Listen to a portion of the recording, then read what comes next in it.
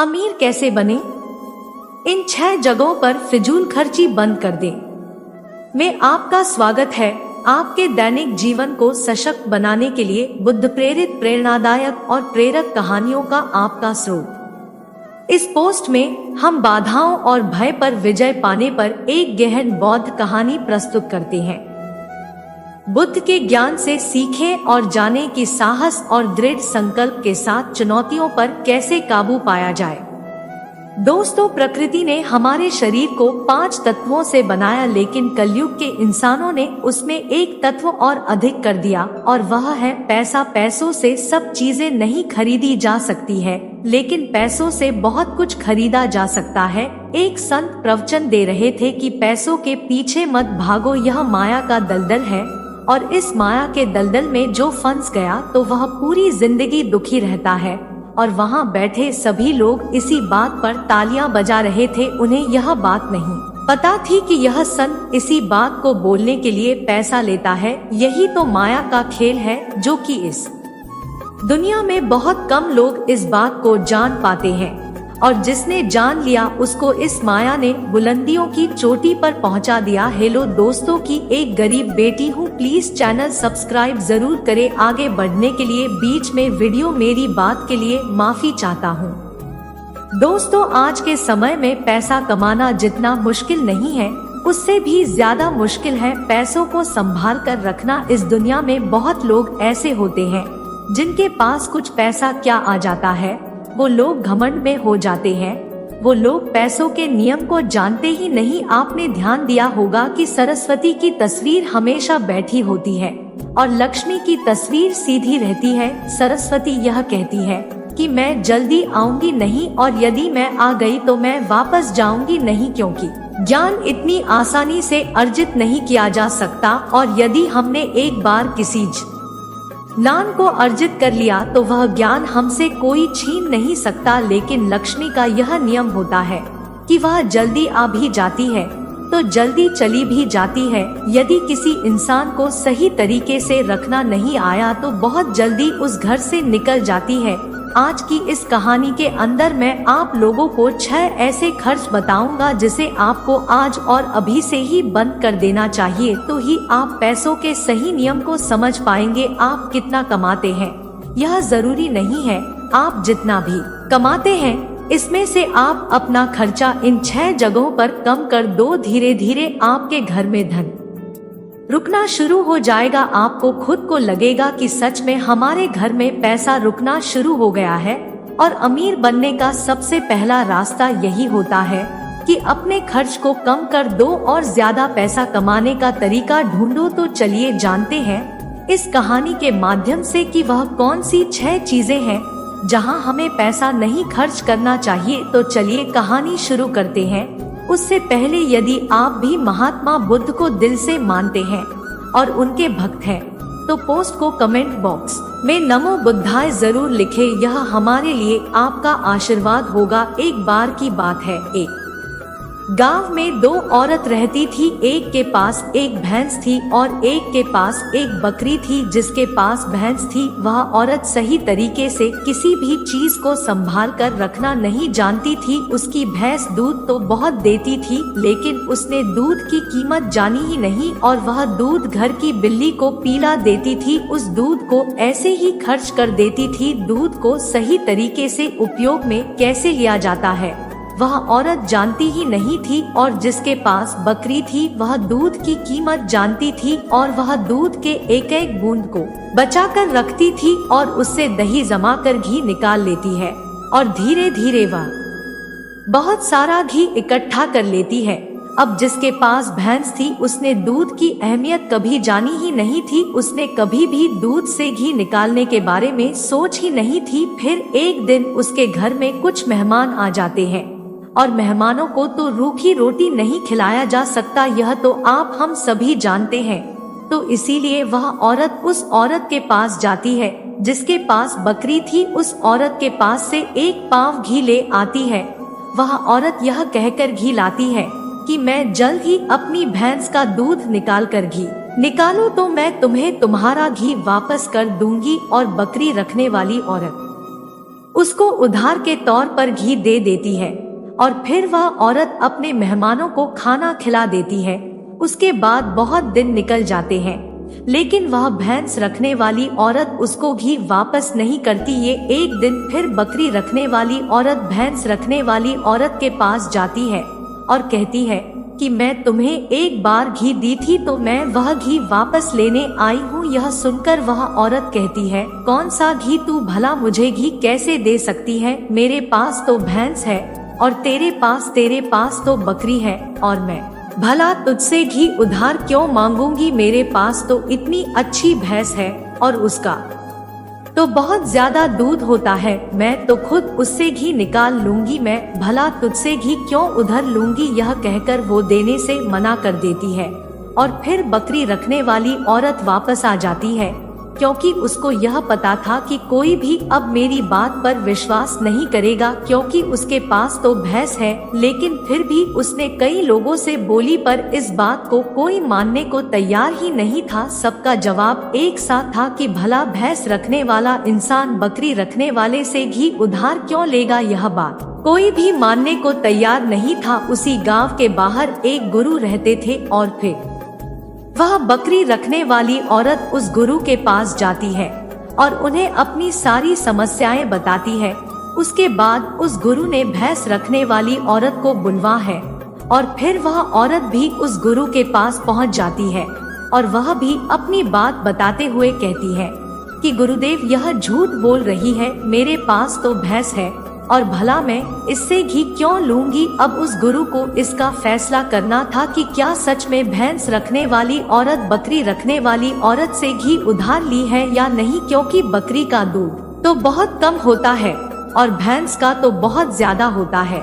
तो क्या जरूरत हो गई कि एक भैंस वाली को बकरी वाली से घी उधार लेना हुआ? अब गुरु बहुत देर सोचते हैं और उसके बाद दोनों औरतों को अपने पास बुलाकर एक एक लोटा पानी देते हुए कहते हैं कि यह पानी लेकर जाओ और दोनों ही अच्छे से हाथ पैर धोकर आओ। अब एक लोटा पानी देखकर भैंस रखने वाली औरत कहती है कि गुरुदेव, सिर्फ एक लोटा पानी से हाथ पैर कैसे धो पाऊंगी? लेकिन बकरी रखने वाली औरत उस लोटे को लेकर चली जाती है और वह अच्छे से अपने हाथ पैर धोती है और उसके बाद भी वह लोटे के अंदर कुछ पानी बचा भी लाती और वापस गुरु के पास आ जाती है। लेकिन वह भैंस रखने वाली औरत लोटा लेकर जाती है और उसने तो सिर्फ अपना हाथ धोया और उस लोटे को खाली करके वापस ले आती है। जैसे ही वापस लाकर दोनों लोटा रखा जाता है, तभी वह गुरु कहते हैं कि भैंस रखने वाली औरत ने बकरी रखने वाली औरत से घी ली थी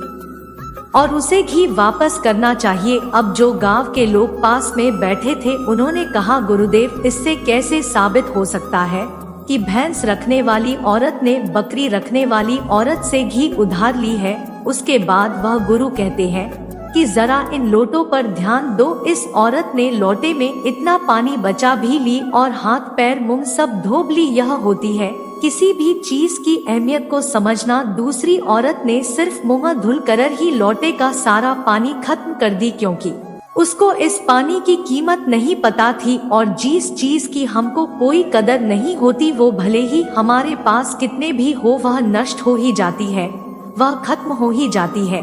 और यदि हमारे पास कोई भी चीज कम है और यदि हम उसको सही तरीके से इस्तेमाल में लेते हैं और उसकी कीमत को जानते हैं, तो जरूर उससे हम फायदा ले सकते हैं।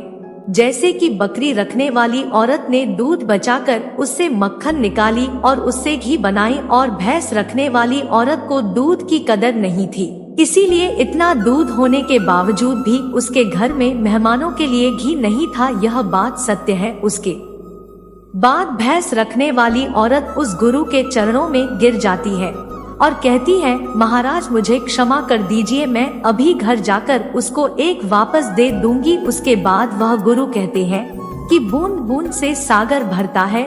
हमारे पूर्वजों ने यह कहावत यूं ही नहीं बनाई। हमारी छोटी छोटी बचत हमारे भविष्य में एक महत्वपूर्ण लाभ बनकर हमें मिलती है और यह बात बहुत ही कम लोग जान पाते हैं।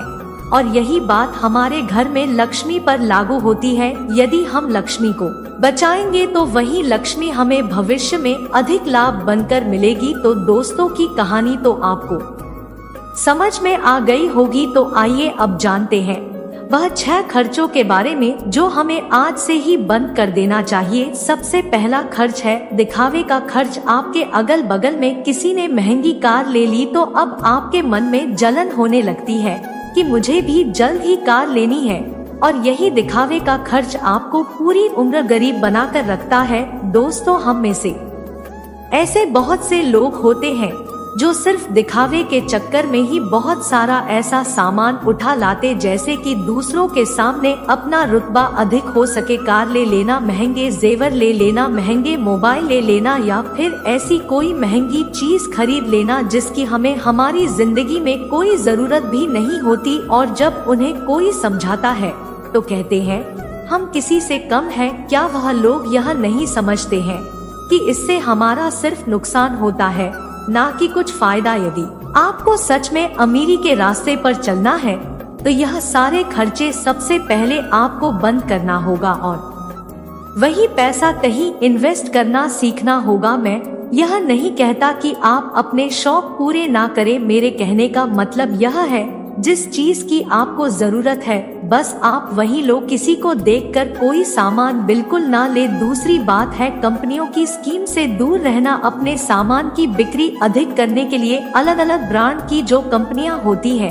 वह लुभाने की एक स्कीम लाती है, लेकिन यह उनकी मार्केटिंग करने की रणनीति होती है जो हम लोग समझ नहीं पाते, और बहुत सारे लोग अलग अलग स्कीम के चक्कर में कर वह चीज भी खरीद लेते हैं जिसकी उन्हें जरूरत भी नहीं होती। यदि हम मार्केट में जाते हैं और हमें पता चलता है कि 50% डिस्काउंट के अंदर वॉच मिल रही है, बल्कि हमारे घर में तो 2-4 वॉच रखी हुई है, लेकिन फिर भी हम उस वॉच को खरीद लेते हैं। हम लोग यह नहीं समझते कि यह सब मार्केटिंग करने की रणनीति होती है। इससे हमें फायदा नहीं होता बल्कि कंपनी को ही फायदा होता है।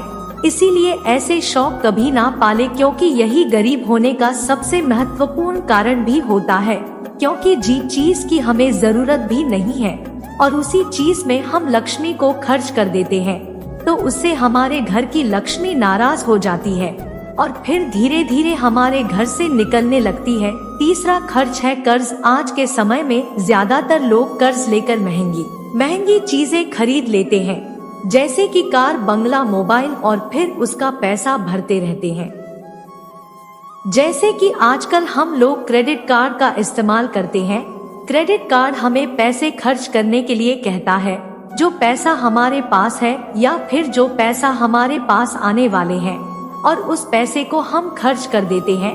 तो जरा सोचिए कि हम अमीर कैसे बन पाएंगे। जो पैसा हमारे पास आया ही नहीं उस पैसे को भी हम खर्च कर देते हैं और हम अमीर बनने के बारे में सोचते हैं, अमीर बनने की पोस्ट देखते हैं, लेकिन उन बातों का पालन नहीं करते। और बहुत लोग तो ऐसे भी होते हैं जो लोन लेकर जमीन खरीद लेते हैं और यह सोचते हैं कि जब हमें इसमें फायदा होगा तो हम लोन वापस कर देंगे, लेकिन वो लोग यह नहीं समझते कि जितना हमें इसमें फायदा होगा उससे ज्यादा हमें लोन का ब्याज भरना होगा। तो दोस्तों, ऐसा काम कभी ना करें, कर्ज लेकर कोई भी चीज ना खरीदे। चौथी और सबसे अच्छी बात यह है कि आप अपने पैसों को कैश में रखकर ही खर्च करें। कभी भी मोबाइल फोन के किसी भी ऐप का उपयोग करके पैसा खर्च ना करें। आपको शायद पता नहीं होगा कि आप कोई भी सामान खरीदते हो और फिर फोन से पेमेंट करते हो तो आपको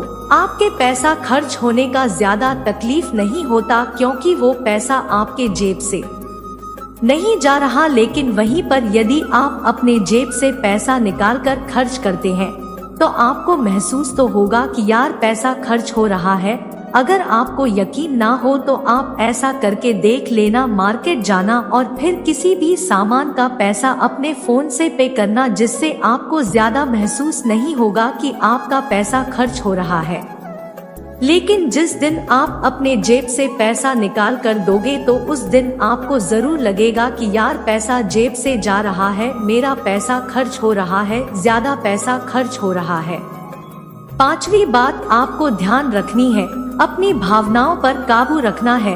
अगर आपको कोई चीज पसंद आ रही है और आप उसे खरीदना चाहते हैं तो सबसे पहले यह देख ले कि वाकई क्या इस चीज की आपको जरूरत है, क्योंकि बहुत से लोग कोई चीज पसंद आने पर उसे तुरंत खरीद लेते हैं। कई बार तो ऐसा भी होता है कि कोई स्कीम वाले आते हैं जो हमें लुभाने वाली चीजें लेकर आते हैं और हमें वह चीज पसंद आ जाती है और हम उसे तुरंत खरीद लेते हैं। तो हमें ऐसी चीजों को लेने से बचना चाहिए। हमें ऐसी चीज नहीं लेनी चाहिए, बल्कि हमें सिर्फ ऐसी ही चीज लेनी चाहिए जिसकी हमें जरूरत हो। छठी और आखिरी बात यह है कि कभी भी कोई भी शौक ना पाले। आपको शायद इस बात का पता होगा कि हमारी दुनिया में महंगाई का सबसे महत्वपूर्ण कारण शौक है। आज के समय में नॉर्मल 10,000 का फोन आ रहा है और वहीं पर 2 लाख का भी फोन आ रहा है। दोनों में फर्क इतना है, किसी को 10,000 का फोन रखने का शौक है तो किसी को 2 लाख का रखने का शौक है। हाँ, यहाँ पर आदमी की अमीरी भी दर्शाती है, क्योंकि अमीर आदमी महंगा फोन रखेगा तो लगेगा कि वह अमीर है, तो यह शौक ही तो हुआ। शौक है तभी तो उसने महंगा फोन रखा, इसीलिए महंगाई का कारण है शौक और किसी भी चीज की महंगाई नहीं है। और इसीलिए लोग समय समय पर शौक वाली चीजें बनाते रहते हैं, अच्छी अच्छी चीज बनाकर हमें लुभाने के लिए लेकर आते रहते हैं ताकि हमें वह चीज पसंद आ जाए और हम उसे तुरंत खरीद लें, क्योंकि उन्हें पता है कि ना लोगों का शौक खत्म होगा और ना ही उनका मार्केटिंग बंद होगा। तो इसीलिए अपने शौक पर काबू करें, जितना हो सके कम शौक करें, क्योंकि शौक करने से हमारी जिंदगी नहीं चलेगी, बल्कि मेहनत करने से और पैसे को अपने पास सेव करने से जिंदगी चलेगी। क्योंकि आज के समय में पैसा ही सब कुछ है। भले ही आज के समय में हमसे कितने भी लोग यह बात कहते हैं कि पैसा ही सब कुछ नहीं होता, लेकिन यदि उनकी जिंदगी में सही तरीके से ध्यान रखकर देखा जाए तो उनके लिए पैसा ही सब कुछ होता है। वह पैसों के लिए ही इधर उधर भाग रहे हैं और हमें कहते हैं पैसों के पीछे मत भागो। तो दोस्तों, इस पोस्ट में कुछ फिजूल खर्च बताने की कोशिश की है हमने, ताकि उन खर्चों को आपको कंट्रोल में करना चाहिए, ताकि आपके पास पैसा बचे और जरूरत के समय वह पैसा आपके काम आ सके। और वह पैसा जब जरूरत के समय हमारे काम आता है तो हमारे दिल को जो शांति मिलती है वह सच में बहुत ही अद्भुत शांति होती है। तो दोस्तों, यह कहानी आप लोगों को कैसी लगी कमेंट करके जरूर बताना। पोस्ट अच्छी लगी हो तो पोस्ट को लाइक और बेल आइकन की घंटी दबाकर ऑल पर जरूर सेलेक्ट कर लेना। फिर मिलेंगे कोई अच्छी सी कहानी लेकर, तब तक के लिए आप अपना ख्याल रखें। नमो बुद्धाय।